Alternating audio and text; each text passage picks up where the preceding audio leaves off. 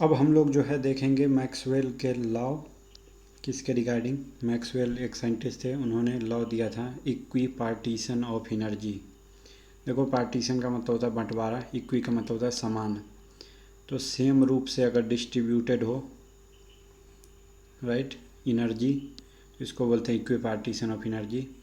क्या बोला था मैक्सवेल ने? मैक्सवेल ने बोला था कि कोई भी जो गैस मॉलिक्यूल है, ठीक है, उसका जितना काइनेटिक एनर्जी है, मान लो गैस का जो भी टोटल काइनेटिक एनर्जी है वो क्या होता है, उसके जितने डिग्री फ्रीडम है, degree of freedom, all degree of freedom में इक्वली डिस्ट्रीब्यूटेड रहेगा।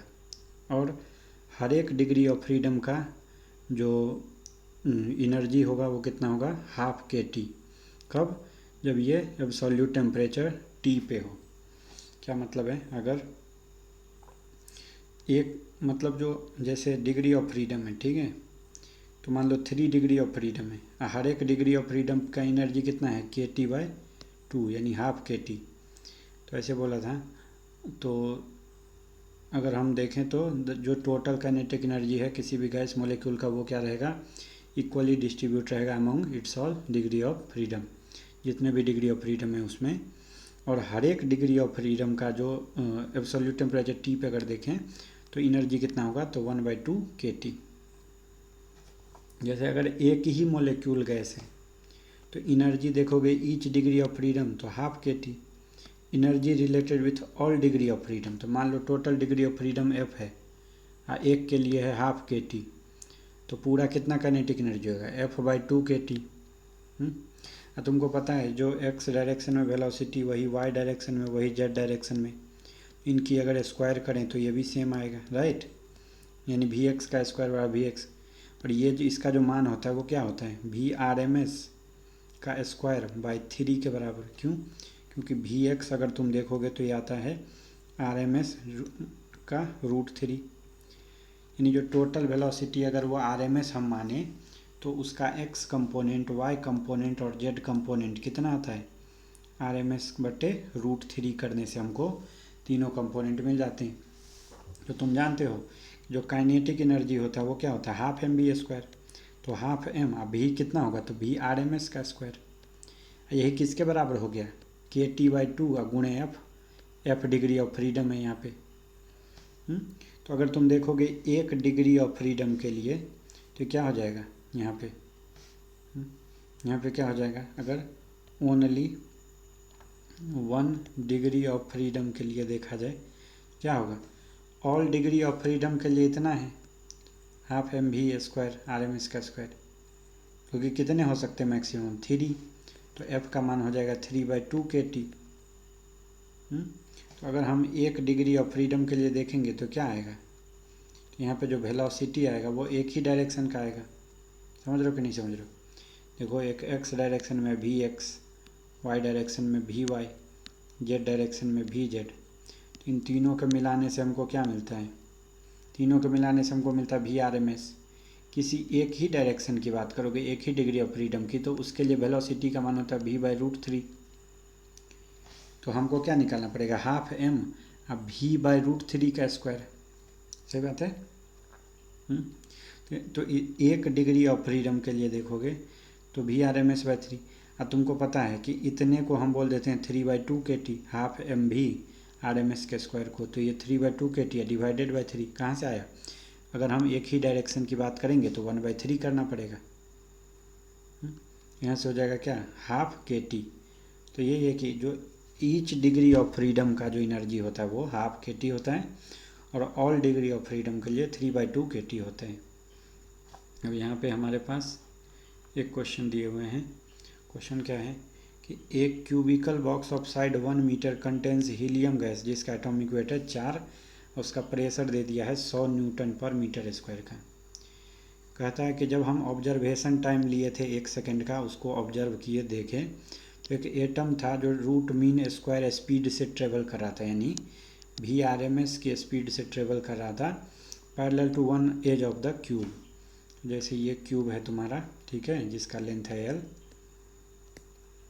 तो ये एटम इधर की तरफ अपना जा रहा था, इस एज की तरफ। Was found to make 500 hits with a particular wall. कितनी 1 सेकंड के में देखा तो कितने टक्कर मारे उसने, हिट का मतलब होता है टक्कर, 500 हिट्स। इस वॉल को 500 बार हिट किया उसने, without any collision with other atom, और किसी दूसरे एटम से अभी कोलाइड नहीं हुआ है। आर का मान दे दिया है, के का मान दे दिया है, तो तुमको बोलता है कि टेम्परेचर बता दो कितना होगा। ठीक है, तुम समझ गए कि विदाउट हीटिंग किसी एटम को, दो एटम के बीच में जब कोलिजन होता है और फिर जब अगला कोलिजन होता है, उसके बीच में कितनी बार उसने वॉल को हिट किया, तो 500 बार हिट किया। तो एक कोलिजन के बीच में कितना टाइम इसको मिल गया, यानी तुम अगर कहोगे कि time between two consecutive collision, यानी एटम एटम टकराए, उस दो टक्कर के बीच का टाइम कितना है, तो कह सकते हो 1/500 सेकेंड। सही बात है, 1/500 सेकेंड। सॉरी, हम क्या बोल रहे हैं, time between two consecutive collision किसके साथ, वॉल के साथ, विथ वन वॉल। समझ रहे हो, नहीं समझ रहे हो? हम कह रहे हैं कि इसको 500 बार टक्कर मारता है, ये गया इधर टक्कर मारा, 1 सेकंड में 500 बार टक्कर मारा, तो एक टक्कर और फिर दूसरी टक्कर के बीच का टाइम कितना है, तो 1/500, वॉल के टक्कर की बात कर रहे हैं। ठीक है, तो अब सोचो कि यहाँ से मान लो ये कुछ स्पीड से v से जा रहा है, तो ये जाएगा, इसको टक्कर मारेगा और फिर वापस आएगा। ठीक है, तो यही जो हो रहा है उसमें दूरी कितना तय करेगा, 2l के बराबर, l जाते टाइम, l आते टाइम वापस, और इतने में वो कितना टाइम ले रहा है, तो 1/500 टाइम ले रहा है, 1/500 इतना समय ले रहा है। और वही समय जो होता है टाइम, वो क्या होता है, दूरी बट्टे चाल। और चाल ये कितने से चल रहा है, तो VRMS की स्पीड से चल रहा है। तो ये टाइम और ये टाइम बताओ सेम होगा क्या, सेम होगा। क्यों, क्योंकि दो टक्कर के बीच में उसने 2l की दूरी तय की, उसको वेलोसिटी से कर देंगे, तो दूरी बट्टा वेलोसिटी होता है समय। हमने यहाँ से पता कर लिया था 1 सेकंड में 500 टक्कर, तो एक टक्कर के बीच का समय कितना, तो 1/500। तो हम बोल देंगे कि 2l जो है बट्टे VRMS, ये इक्वल हो जाएगा 1/500 के। सही बात है। तो यहाँ से क्या आ जाएगा, यहाँ से कितना आ जाएगा,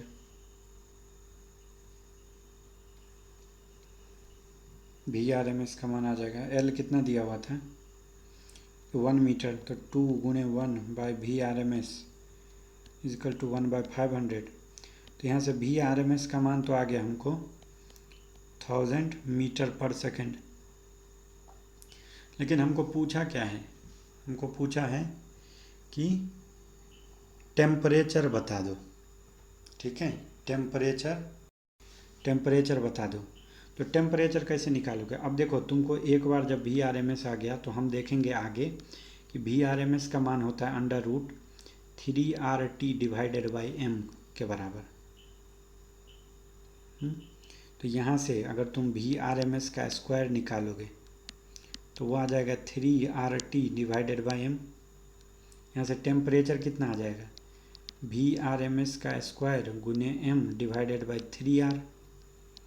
VRMS का मान अभी निकाल लियो तुम, 1000 आया है का स्क्वायर गुने m जो है वो मास kg में रखना पड़ेगा। हमको क्या दिया हुआ है,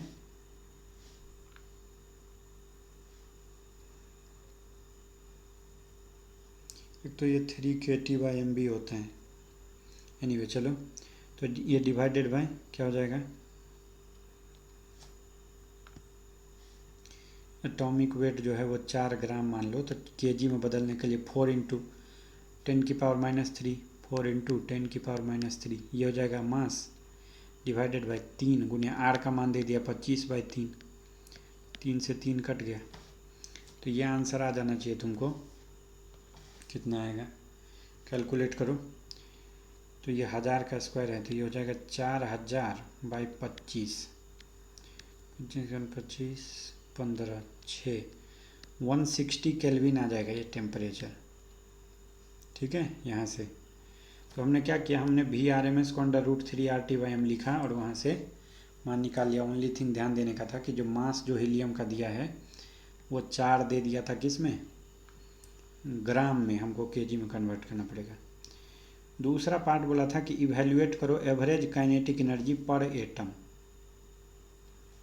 दूसरा पार्ट क्या था, एवरेज काइनेटिक एनर्जी पर एटम। तो हम तुमको बताए हैं कि पर एटम का जो काइनेटिक एनर्जी होता है वो कितना होता है, 3/2 kT। ठीक है, क्या हो जाएगा ये पर एटम में 3/2 kT। के क्या है, बोल्ट्जमैन कांस्टेंट बोलते हैं इसको। 3/2 के का मान हमारे क्वेश्चन में दे दिया है 1.38 × 10⁻23, लेकिन तुमको ये याद रखना है बोल्ट्जमैन कांस्टेंट बोलते हैं इसको, 1.38 × 10⁻23। और टेम्परेचर हमने निकाल दिया 160। ये जो मान आ जाएगा काइनेटिक एनर्जी वो जूल में आ जाएगा। तो ये सॉल्व करो इसको, तो ये आ जाएगा 3.312 × 10⁻21 जूल। अब जो तीसरा पार्ट इस क्वेश्चन का हमको बोला है निकालने को, evaluate total mass of helium gas in the box. तुम जानते हो मास PV बराबर होता है nRT, और मोल क्या होता है, given mass by molar mass गुणे RT। तो यहाँ से जो हमको गिवन मास निकाल लेंगे हो जाएगा प्रेशर गुने वॉल्यूम गुने मोलर मास बट्टे R गुने T। तो मान रख दो इसमें। तो प्रेशर कितना दे दिया था, प्रेशर दे दिया था हमको 100 पास्कल, 100 न्यूटन मीटर हो गया 100। वॉल्यूम कितना दे दिया था, वॉल्यूम हमको दे दिया था 1 मीटर क्यूब। क्यों, क्योंकि क्यूब है, क्यूब का जो वॉल्यूम होता है वो भुजा क्यूब होता है, भुजा 1 मीटर का है तो वॉल्यूम हो जाएगा 1 मीटर क्यूब। इसको रख दो 1 गुने मोलर वेट कितना दिया हुआ है, अभी हमने देखा था 4 ग्राम था, तो 4 × 10⁻³ डिवाइडेड बाई RT। R का मान था 25/3, टेम्परेचर था 160 केल्विन। ये सॉल्व करते से तुमको आ जाएगा 3 × 10⁻⁴ kg। ये आ जाएगा तुम्हारा आंसर।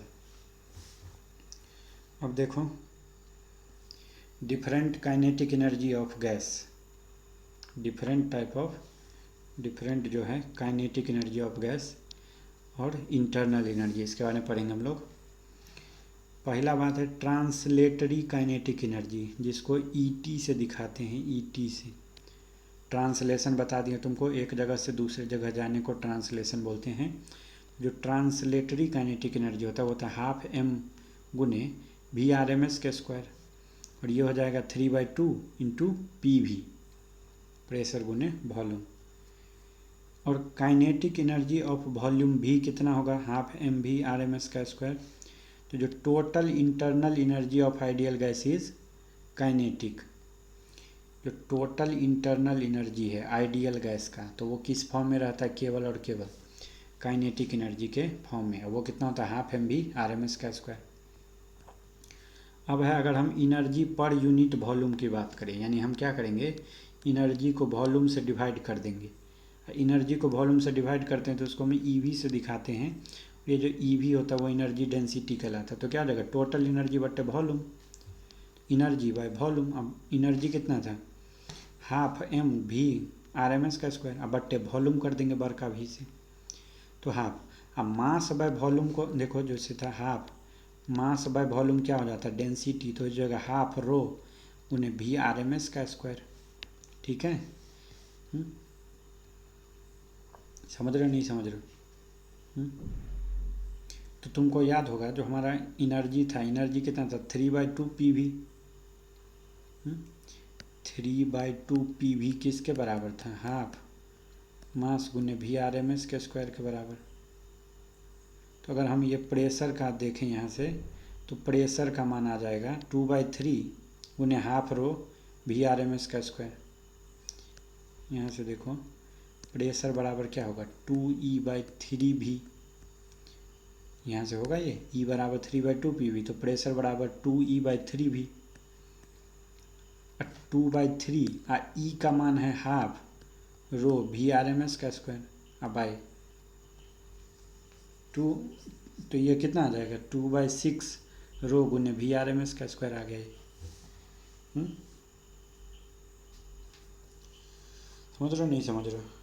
तो जो ये आएगा EV का मान आ जाएगा एनर्जी डेंसिटी, वो कितना आएगा 3/2 इंटू P के बराबर, 3/2 P। मोलर काइनेटिक एनर्जी को या मीन मोलर काइनेटिक एनर्जी को, तो ये क्या हो जाएगा 3/2 RT होता है एनर्जी, और इसको हम लिखते हैं, अगर जो मोलेक्यूल है उसका है MW, NO जो है वो है मास, NO जो है वो है मोलेक्यूल की संख्या, क्या बोल रहे हैं NO क्या है मोलेक्यूल की संख्या। तो एनर्जी बराबर जो मीन मोलर काइनेटिक एनर्जी होगा जगह हाफ MW गुने VRMS के स्क्वायर, NO मोलेक्यूल्स और MW अगर ग्राम दिया हो तो मास ही अगर दे दिया तुमको, यहाँ से आ जाएगा 3/2 RT, नहीं तो 3/2। जब तुमको पता है कि K क्या होता है, तो K होता है R डिवाइडेड बाय ये NA, तो 3/2 RT, तो हम R के जगह पर लिख सकते हैं NO गुने स्मॉल k। जब भी संख्या आता है तो हम बोल्ट्जमैन कांस्टेंट से गुना कर देते हैं उसको। मोलेकुलर काइनेटिक एनर्जी की बात करें तो वो हो जाएगा मोल से डिवाइड कर देगा इसको E डिवाइडेड बाई NO से, तो 3/2 RT divided by NO, R/NO को तुमको बताए हैं K होता है, क्या आ जाएगा 3/2 KT। ये एक मोलेक्यूल का है, मोलेकुलर है, अब वो मोल का था तो NO से गुना हो गया था उसमें, समझे 3/2 KT। नहीं तो अगर एक मोलेक्यूल का एनर्जी पूछेगा तो तुम सिंपली लिखना 3/2 KT। अब मोलर पूछेगा तो 3/2 गुने NO गुने KT, NO क्या है संख्या। अब क्वेश्चन दिया हुआ तुमको, एक्चुअली ये सब इतना कॉम्प्लिकेटेड मत सोचो, ये बहुत ही आसान है, इसको सॉल्व करने का कोशिश करोगे तो पता चलेगा, क्वेश्चन से समझ में आएगा और ज़्यादा। Two ideal gases at a temperature T1 and T2 are mixed. There is no loss of energy. मतलब दो गैस थे, एक T1 टेम्परेचर पे था, दूसरा T2 टेम्परेचर पे था, ये दोनों आइडियल गैसेस को मिक्स कर दिया। बोलता कि एनर्जी का कोई भी लॉस नहीं होता है। If the masses of molecule of two gases are M1 and M2, M1 और M2 जो है मोलिक्यूल का मास है, और जो इनके मोल की संख्या दी हुई है वो है N1 और N2 रिस्पेक्टिवली, तो फाइनल टेम्परेचर पूछ रहा है, फाइनल टेम्परेचर पूछ रहा है। तो देखो पहला निकालो टोटल एनर्जी, टोटल एनर्जी का फार्मूला होता है 3/2 N1 गुने K गुने T1, 3/2 NKT होता था ना, तो ये क्या हो जाएगा पहले का 3/2 N1 K गुने T1, इसका टोटल एनर्जी कितना हो जाएगा 3/2 K T2 गुने N2, ये क्या आ जाएगा टोटल एनर्जी ऑफ मोलिक्यूल्स, क्योंकि 3/2 N1 K T1 और 3/2 N2 K T2। अब बोलता है हमको फाइनल टेम्परेचर पूछा है, तो हम मान लेते हैं कि लेट जो फाइनल टेम्परेचर होगा जब इन दोनों को मिक्स किया जाएगा मिक्सचर का, तो वो हो जाए T। तो टोटल एनर्जी बाद में क्या होगा final total energy of mixture क्या होगा, तो मिक्सचर में मोल कितने हैं, तो ये हो जाएगा 3/2 KT गुने N1 + N2, ठीक है। अब बोलता है एनर्जी का कोई लॉस नहीं हुआ मिक्सचर बनाने में, तो पहले का एनर्जी बराबर बाद का एनर्जी हो जाएगा, यानी क्या होगा 3/2 N1 + N2 गुने KT बराबर हो जाएगा 3/2 N1 KT1 जोड़ 3/2 N2 KT2, K से K चला गया सबका, 3/2 से 3/2 चला गया, तो यानी क्या आ जाएगा N1 + N2 गुने T बराबर आ जाएगा N1 T1 + N2 T2, यहाँ से जो टेम्परेचर का मान आ जाएगा वो आ जाएगा N1T1 जोड़ N2T2 divided by N1 plus N2। इस तरीके से हम इनको सॉल्व कर सकते हैं। ठीक है, पहले का एनर्जी बाद का एनर्जी मिक्सचर का जो था वो इतना हो जाएगा N1 प्लस N2 मोल। टेम्परेचर हमने एज्यूम कर लिया, वहाँ से आ गया आंसर। दूसरा सवाल देखो कि first excited state of hydrogen atom is 10.2। ये है देखो, मान लो ग्राउंड स्टेट और उससे ऊपर का ऑर्बिट को हम बोलते हैं फर्स्ट एक्साइटेड स्टेट। बोलता है कि ये ग्राउंड स्टेट से इसका जो एनर्जी का लेवल का डिफरेंस है वो है 10.2 इलेक्ट्रॉन वोल्ट का, इन दोनों के बीच का डिफरेंस। बोलता है कि कितना what temperature is needed to excite hydrogen atom to first excited level. यानी हमको बोल रहा है कि कितना टेम्परेचर की रिक्वायरमेंट है कि हाइड्रोजन यहाँ से उठ के यहाँ पे चले जाए। तो हमको पता है हमको इतना एनर्जी देना पड़ेगा। तो जो काइनेटिक एनर्जी होगा किसका, ऑफ हाइड्रोजन एटम, उसका फार्मूला हमको पता है क्या होता है, 3/2 kT एक का रहे तो। और यही एनर्जी का मान हमको दे दिया है, कितना करने का है, 10.2 इलेक्ट्रॉन वोल्ट। इस तरीके का क्वेश्चन आ जाता है कई बार एग्जाम में। अब इलेक्ट्रॉन वोल्ट को जूल में बदलने का तरीका तुमको पता है, ये होता है 1.6 × 10⁻⁻19 जूल। ये हो जाएगा 3/2। अब के का मान कितना होता है, 1.38 × 10⁻23। देखो यहाँ नहीं दिया है, तो अगर याद नहीं रहेगा तो गच्चा खा जाओगे। बोल्ट्जमैन कांस्टेंट बोलते हैं के को, और इसका मान होता है 1.38 × 10⁻23।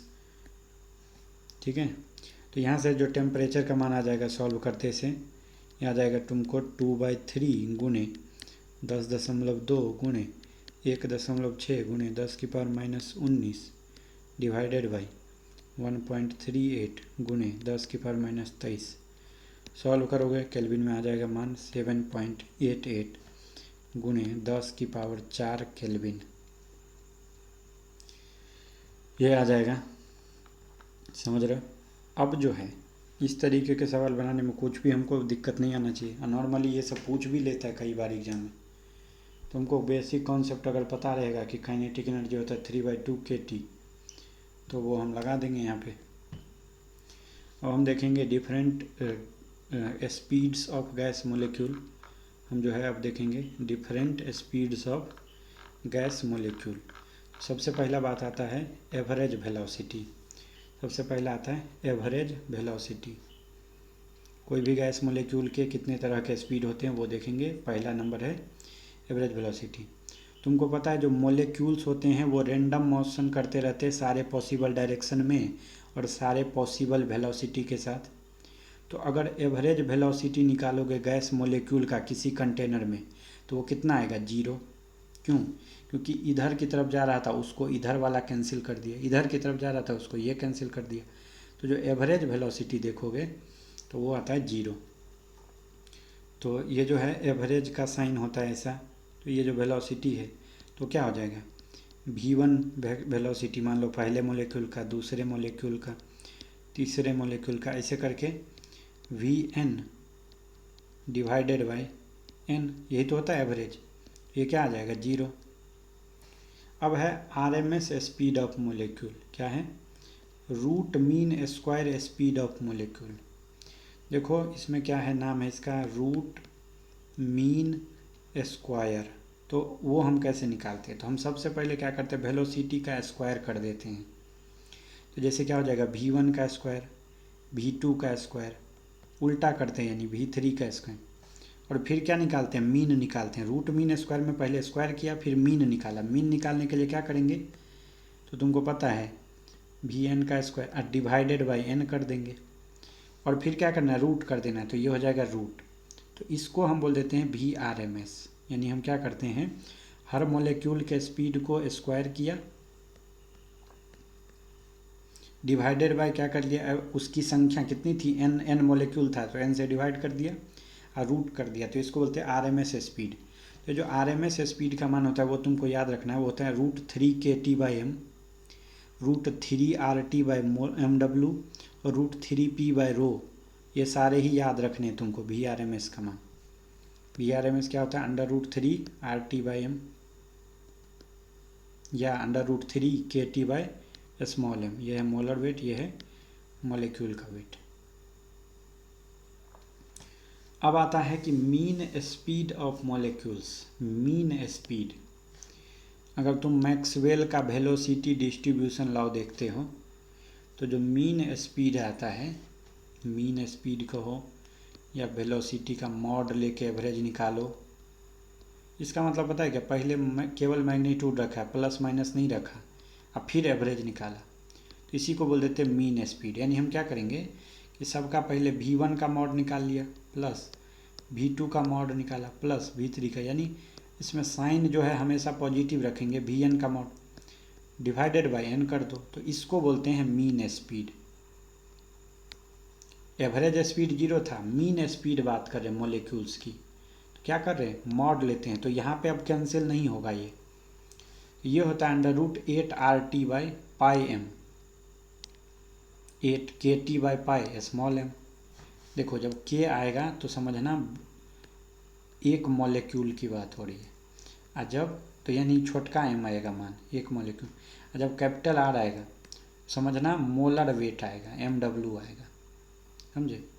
तो क्या आएगा, पहला तुमने देखा था √3p/ρ आया था, कब, जब तुमने RMS निकाला था। अब तुम जब मीन निकाल रहे हो तो क्या आएगा, 8p/π × ρ, यहाँ पे आ रहा था √3RT/mw, यहाँ पे आएगा √8RT/π × mw, देख रहे हो यहाँ पे 8 kT/π × m, 1.59 kT/m। पिछले में कितना था, पिछले में था 1.73 √kT/m। ध्यान दो, यह है मीन स्पीड, पहले था RMS स्पीड। और जो तीसरा स्पीड है वो है मोस्ट प्रोबेबल स्पीड। क्या है, मोस्ट प्रोबेबल स्पीड। देखो भाई, प्रोबेबल का मतलब होता है चांस, मिलने के चांस, प्रायिकता, चांस। किसी भी गिवन टेम्परेचर पे वो स्पीड जो ज़्यादातर मॉलिक्यूल उसी स्पीड को रखते रहेंगे, इसको बोलते हैं मोस्ट प्रोबेबल स्पीड। जैसे अगर तुम 10 मॉलिक्यूल को पकड़े या 5 को पकड़े, पहला मॉलिक्यूल का स्पीड है 2 मीटर पर सेकेंड, दूसरा का है 3 मीटर पर सेकेंड, तीसरा का है 2 मीटर पर सेकेंड, चौथा का है 2 मीटर पर सेकेंड, पाँचवा का है 1 मीटर पर सेकेंड। तो यहाँ पे देखो कि ज़्यादातर मॉलिक्यूल के पास स्पीड क्या है, 2 मीटर पर सेकेंड। तो मोस्ट प्रोबेबल स्पीड क्या माना जाएगा यहाँ पे, 2 मीटर पर सेकेंड, समझे। तो ये जो मोस्ट प्रोबेबल स्पीड का फार्मूला होता है वो होता है √2p/ρ, 2RT/mw, 2kT/m, ये था 1.41 √kT/m। तो अगर हम बात करें VRMS का, हम बात करें V मीन का, हम बात करें V मोस्ट प्रोबेबल का, तो हम क्या देखते हैं फार्मूला हम क्या देखते हैं इनका। सबसे पहले VRMS होता है √3p/ρ, V मीन क्या होता है √8p/π × ρ, मोस्ट प्रोबेबल क्या होता है √2p/ρ। ये एक रूप हो गया। दूसरा देखते हैं तो क्या होता है ये √3RT/mw, ये होता है √8RT/π × mw, और ये होता है √8p/π × ρ। तीसरा अगर हम फार्मूला देखें तो क्या होता है, होता है √3kT/m। √3 का मान तुमको पता है, बाहर ले आओगे तो 1.73 × kT/m। यहाँ पे क्या हो जाएगा, यहाँ पे हो जाएगा √8kT/m। इसको बाहर ले आओगे √8/π को, तो हो जाएगा 59 × kT/m। जो तीसरा टेबल है, ये मान याद रखना है अपने को, हो जाएगा √2kT/m। इसका मान रूट का मान होता है 1.414 kT/m। तो सबसे ज़्यादा मान किसका होता है, RMS का। देखो 1.73 है, यह 1.59 है, यह 1.41। तो भी RMS का मान ज़्यादा, फिर भी मीन, फिर भी मोस्ट प्रोबेबल। ये बात समझे? समझे नहीं समझे? नहीं समझे तो याद कर लो इसको। Maxwell law of distribution of velocity. अब क्या है यहाँ पे, मैक्सवेल का लॉ किस बारे में, वेलोसिटी के डिस्ट्रीब्यूशन के बारे में।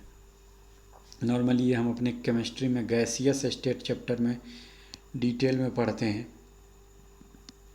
यहाँ पे थोड़ा स्मॉल में देखो, तो ये जो ग्राफ बनता है मैक्सवेल का, वो बनता है किसके बीच में, वेलोसिटी ऑफ मोलेक्यूल और संख्या, मोलेक्यूल की संख्या n के बीच में। ठीक है, वेलोसिटी ऑफ मोलेक्यूल एंड इसके बीच में। तो देखो यहाँ पे 3 ग्राफ दिए हैं। एक तो टेम्परेचर है 2000 केल्विन, दूसरा टेम्परेचर है 1000 केल्विन और तीसरा है 500 केल्विन। तो जब भी क्वेश्चन आएगा, ग्राफ दे देगा तुमसे और पूछ लेगा, मान लो ये है T1, ये है T2, ये है T3, तुमको ऐसा ग्राफ दे देगा तीनों का, ये मान नहीं लिखा रहेगा, और पूछेगा कि कौन किससे बड़ा है। तो तुम यहाँ पे देख रहे हो कि T1 जो ग्राफ जिसका सबसे ऊंचा है, फिर क्या है T2, फिर क्या है T3। तो T1 जो तापमान है वो सबसे कम है, तो उसका हाइट क्या है, सबसे ऊंचा। ये वाला ग्राफ T1 के लिए है।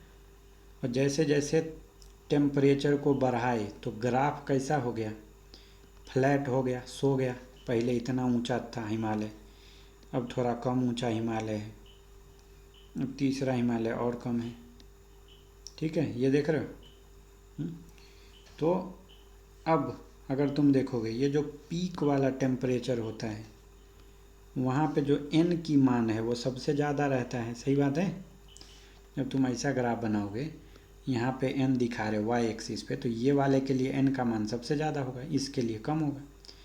और जिसके लिए मोलेक्यूल की संख्या ज़्यादा होती है उसी को हम क्या बोलते हैं, most probable speed. Most probable speed बोलते हैं।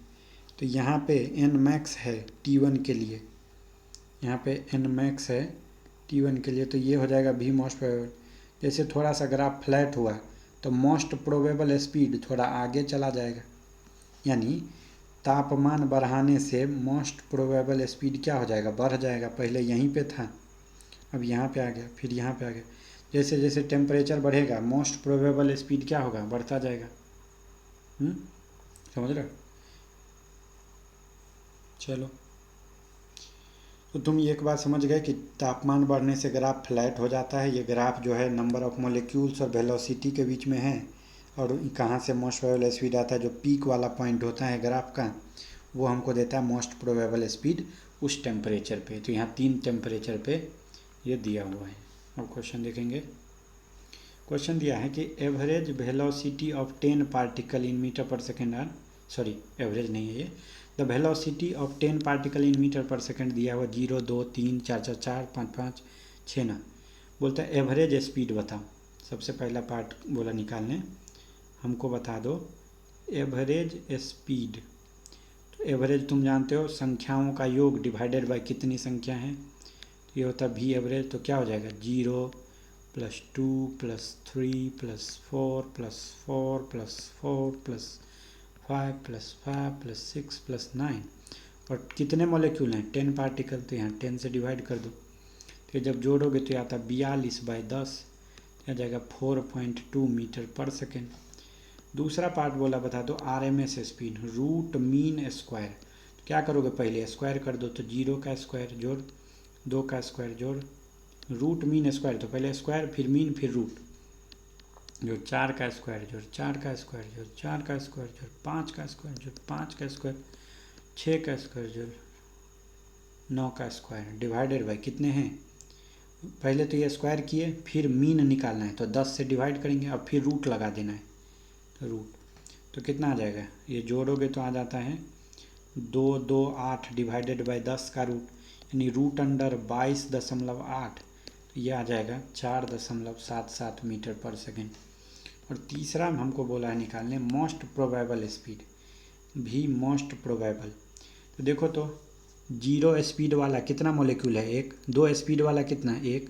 तीन वाला भी एक। चार वाले कितने? तीन। पाँच वाले कितने? दो। छः वाले कितने? एक। नौ वाले एक। तो सबसे ज़्यादा मॉलिक्यूल कितना स्पीड से चल रहा है? 4 मीटर से। तो मोस्ट प्रोबेबल हो जाएगा 4 मीटर पर सेकेंड। क्यों? क्योंकि ऐसे 3 मॉलिक्यूल मिल गए 10 में से।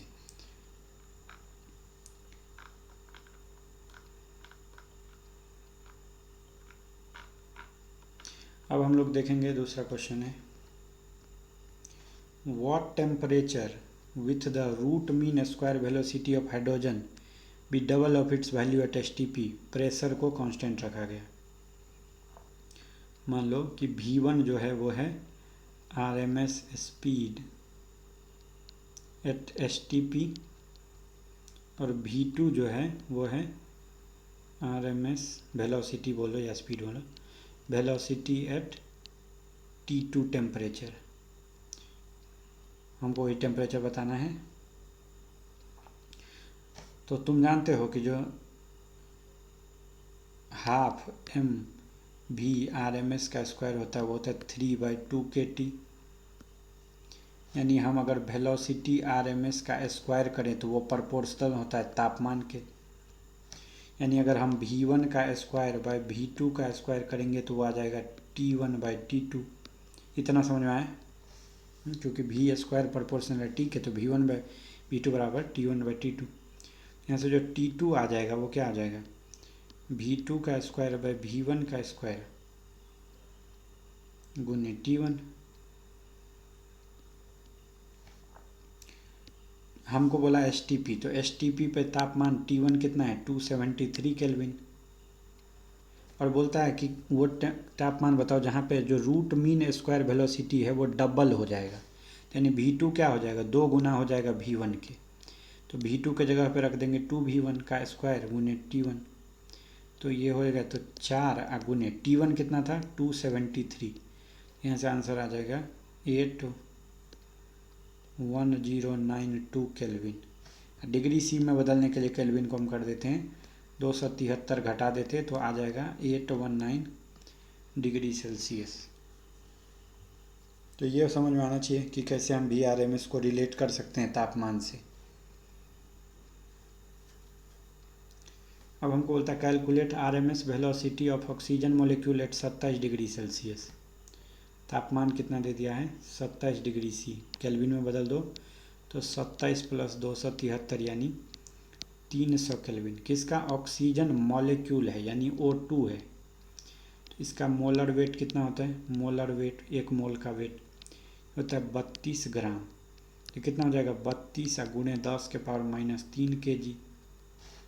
R का मान 25/3 होता है, तो जिसका हम वैल्यू जानते हैं 8.31 जूल पर मोल पर केल्विन होता है। जो RMS स्पीड या वेलोसिटी होता है होता है √3RT/m। अभी हमने देखा था पीछे, हो जाएगा 3 उन्हें R का मान है 8.31 उन्हें तापमान था 300 kelvin divided by molar weight था, ग्राम में रखना है 32 गुणे 10⁻³ kg में रखना है, गलती बोल दी मैं, kg में रखना है। तो 483.5 मीटर पर सेकेंड ये आंसर आ जाएगा। अब हमको बोल रहा है कि calculate kinetic energy of gram molecule of argon at इतना। एक ग्राम मोलिक्यूल, ग्राम मोलिक्यूल का मतलब होता है 1 मोल। 1 मोल आर्गन का पूछ रहा है, ठीक है। चलो, तो तापमान दे दिया है 127 डिग्री सी, यानी 273 जोड़ दोगे तो 400 केल्विन हो जाएगा। ये आर का मान पता ही है 8.31 होता है जूल पर मोल केल्विन। हमको क्या पूछा? काइनेटिक एनर्जी निकालना है पर ग्राम मोलिक्यूल ऑफ आर्गन, आर्गन के पर ग्राम मोलिक्यूल के लिए। तो हमको पता है काइनेटिक एनर्जी हो जाता है 3/2 RT। 1 मोल के लिए बोलोगे तो 3/2 R गुने T। ग्राम मोलिक्यूल बोला यानी 1 मोल। 1 मॉलिक्यूल के लिए बोलोगे होता है 3/2 KT स्मॉल वाला। अंतर समझ रहे हो, मोल और मोलिक्यूल में अंतर समझ रहे हो। यहाँ पे 3/2 RT आएगा, क्या आ जाएगा 3/2 गुणे ग्राम मोलिक्यूल का मतलब मोल होता है, ये ध्यान रखना। 3/2 8.31 गुणे तापमान है 400, यहाँ से आंसर आ जाएगा 4986 जूल। देखो कुछ कैलकुलेशन में ये आंसर ऊपर नीचे हो सकता है, अगर कुछ ऐसा डिस्प्यूट है तो मेरे को मैसेज करो, ठीक है। अब हम आगे देखेंगे इंटरनल एनर्जी का कॉन्सेप्ट देखेंगे, और ये हमारा इसके बाद से फिर हम थर्मोडायनामिक्स का पार्ट शुरू कर देंगे। तो क्या है इंटरनल एनर्जी, देखो तो इंटरनल एनर्जी अगर तुम किसी भी सिस्टम का देखोगे तो ये काइनेटिक पोटेंशियल जो एनर्जी होता है उसके जोड़ के बराबर होता है, ठीक है। उस सिस्टम के अंदर जो इंटरनल एनर्जी तुम देखोगे तो यू जो है इंटरनल एनर्जी है, ठीक है। तो वो क्या होता है सम ऑफ काइनेटिक एनर्जी जोड़ पोटेंशियल एनर्जी, किसके, मोलिक्यूल्स के। यानी उस सिस्टम के अंदर जो पोटेंशियल जो इंटरनल एनर्जी है, देखो इंटरनल एनर्जी सिस्टम का, जिसको हम यू से दिखाते हैं कैपिटल से, वो होता है sum of kinetic and potential energy of all the molecules of the system, इसको हम कैपिटल यू से दिखाते हैं। अगर इंटरनल एनर्जी देखोगे किसी सिस्टम का तो ये किसका फंक्शन होता है, यानी ये किस पे डिपेंड करता है, तो एब्सोल्यूट टेम्परेचर और वॉल्यूम पे डिपेंड करता है। यानी हम क्या बोल सकते हैं कि इंटरनल एनर्जी जो होता है फंक्शन होता है किसका, टेम्परेचर और वॉल्यूम का। इसका क्या मतलब हुआ कि ये उसके टेम्परेचर और वॉल्यूम पे डिपेंड करेगा, कौन सा, इंटरनल एनर्जी सिस्टम का। लेकिन आइडियल गैस के केस में तुम जानते हो कि इंटरमोलिकुलर फोर्स यानी दो मोलिक्यूल के बीच लगने वाला फोर्स जीरो होता है, यानी इसका पोटेंशियल एनर्जी क्या हो जाता है, जीरो पोटेंशियल एनर्जी होता है किसका, जब गैस कैसा हो, आइडियल गैस हो। इस केस में जो इंटरनल एनर्जी होगा वो केवल और केवल आइडियल गैस के लिए, जब इंटरनल एनर्जी की बात करोगे तो केवल और केवल काइनेटिक एनर्जी होगा, और काइनेटिक एनर्जी जो होता है वो केवल और केवल एब्सोल्यूट टेम्परेचर पे डिपेंड करता है। तो यानी इंटरनल एनर्जी केवल और केवल भी किस पे डिपेंड करेगा, टेम्परेचर पे। यानी जो इंटरनल एनर्जी है वो किसका फंक्शन हो जाएगा, टेम्परेचर के। तो अगर आइडियल गैस के लिए बात किया जाए तो U का मान होता है F/2 nRT, क्योंकि काइनेटिक एनर्जी का फार्मूला तुमको पता है 3/2। अगर F जो है डिग्री ऑफ फ्रीडम है तो F nRT/2 तो होता था ईच डिग्री ऑफ फ्रीडम के लिए एनर्जी, मोल 1 रखते थे तो RT/2 आ जाता था। तो अभी जो इंटरनल एनर्जी भी आएगा वो भी काइनेटिक एनर्जी के बराबर आएगा आइडियल गैस के केस में, और उसका मान हो जाएगा F/2 nRT। F क्या है यहाँ पे, डिग्री ऑफ फ्रीडम। तो ये बात समझ में आया कि F जो आइडियल गैस के लिए इंटरनल एनर्जी F/2 nRT होगा। अब आगे देखो क्वेश्चन दिया है कि a light container having a diatomic gas, इनके पास गैस कैसा है, डाई एटॉमिक, उसको with enclose within edge moving with velocity v velocity से जा रहा, मास ऑफ गैस एम दे दिया है, नंबर ऑफ मोल दिया है n। तो पूछ रहा है what is kinetic energy of gas with respect to centre of mass of the system, और दूसरा पूछा what is kinetic energy gas with respect to ground. तो पहला पार्ट देखो, काइनेटिक एनर्जी क्या होगा, तो होता है F/2 nRT, क्यों, आइडियल गैस दे दिया है।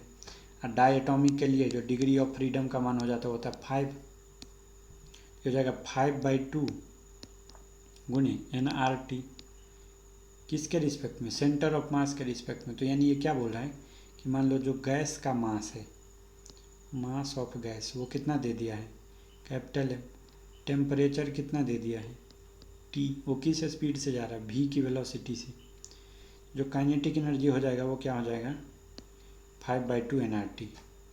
अब बात आता है कि अगर हम ग्राउंड के रिस्पेक्ट में देखें तो क्या होगा। तो भैया ग्राउंड से देखोगे, अगर इसके सेंटर ऑफ मास से देखते तो केवल और केवल ये वाला एनर्जी दिखता तुमको जो मॉलिक्यूल की एनर्जी है। लेकिन कोई बंदा जो ग्राउंड पे खड़ा रहेगा वो देखेगा तो देखेगा यार कि ये जो कंटेनर है जिसके अंदर ये सामान रखा है वो भी तो चल रहा है v वेलोसिटी से। तो अगर तुम देखोगे कि काइनेटिक एनर्जी जो होगा with respect to ground frame से देखोगे तो ये वाला एनर्जी जो हाफ mv² है वो जुड़ जाएगा कंटेनर वाला, समझे कि नहीं। क्या हो जाएगा, तो ये हो जाएगा kinetic energy with respect to ground की अगर बात करोगे तो हो जाएगा kinetic energy with respect to centre of mass, और जोड़ kinetic energy of centre of mass with respect to ground. क्या बोल रहे हैं, अगर तुम काइनेटिक एनर्जी को ई से लिख दो तो kinetic energy with respect to ground ये हो जाएगा kinetic energy with respect to centre of mass plus kinetic energy of centre of mass with respect to ground, ये बोल रहे हैं। क्योंकि यहाँ पे पूरा बॉडी भी वेलोसिटी से जा रहा है, तो क्या हो जाएगा, सेंटर ऑफ मास के रिस्पेक्ट में हमने निकाल दिया था कितना 5/2 nRT, और यहाँ पे एक एडिशनल क्या आ जाएगा हाफ गुणे m गुणे v², क्योंकि कंटेनर भी क्या है चल रहा है, तो ग्राउंड फ्रेम से देखोगे तो एक एडिशनल हाफ mv² लगाना पड़ेगा।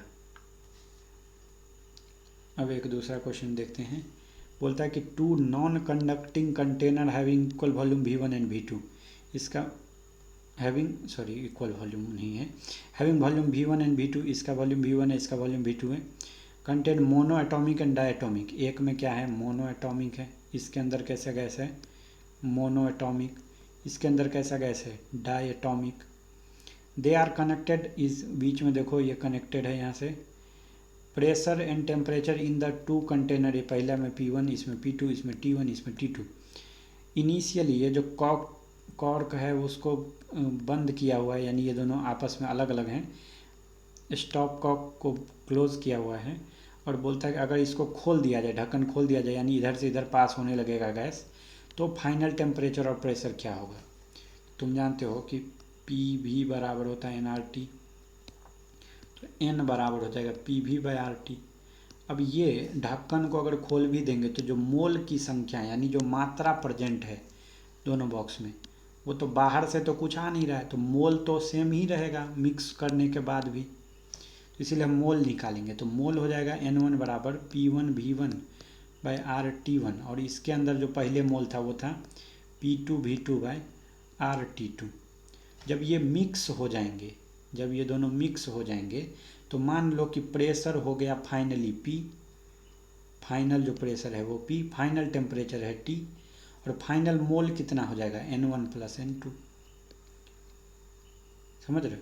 तो यहाँ से हम क्या बोल सकते हैं कि हम बोल सकते हैं कि पहली बार में जो मोल था वो यहाँ से क्या मोल आएगा, यहाँ से मोल आ जाएगा P गुणे V, अब वॉल्यूम कितना हो जाएगा, तो दोनों बक्सा का भी जुड़ जाएगा वॉल्यूम, तो V1 + V2 हो जाएगा, तो P गुणे V1 + V2 है वॉल्यूम, PV/R गुणे T बराबर हो जाएगा मोल की संख्या, यानी ये हो जाएगा यहाँ पे फाइनल मोल N, और यही फाइनल मोल जो है वो कितना है N1 + N2 भी होगा, हो जाएगा N1 + N2, ये जो फाइनल मोल है हो जाएगा P गुने पूरा वॉल्यूम जो बाद में खुल गया ढक्कन तो पूरा वॉल्यूम लेंगे तो V1 + V2 दोनों बक्सा का /RT, यही पहले कितना था N1 का मान था P1V1/RT1 जोड़ P2V2/RT2, ये समझ में आया नहीं आया, N1 + N2 के जगह पे ये रख दिए, ये P1V1/RT1 P2V2/RT2, फाइनल वॉल्यूम ये था तो हमको ये निकालना है, R से R कट गया, यहाँ से तुमको आ जाएगा, यहाँ से आ जाएगा। अब तुम जब एनर्जी कंजर्वेशन लगाओ, एक और फार्मूला लगेगा एनर्जी कंजर्वेशन का, तो PV/RT को हम लिख सकते हैं, पहला था PV/RT को हम लिख सकते हैं डिग्री ऑफ फ्रीडम के टर्म्स में, तो मोनो एटॉमिक है तो 3 हो जाएगा डिग्री ऑफ फ्रीडम /2 गुने RT1 गुने N1 जोड़, दूसरा डायटॉमिक था तो 5/2 N2 गुने RT2 इज इक्वल टू, बाद में कितना था तो 3/2 N1 गुने RT जोड़ 5/2 N2 गुने RT, ये कहाँ से आया, तो ये आया हमारे एनर्जी कंजर्वेशन से, ये स्टैंडर्ड सवाल है, मस्त सवाल है ये।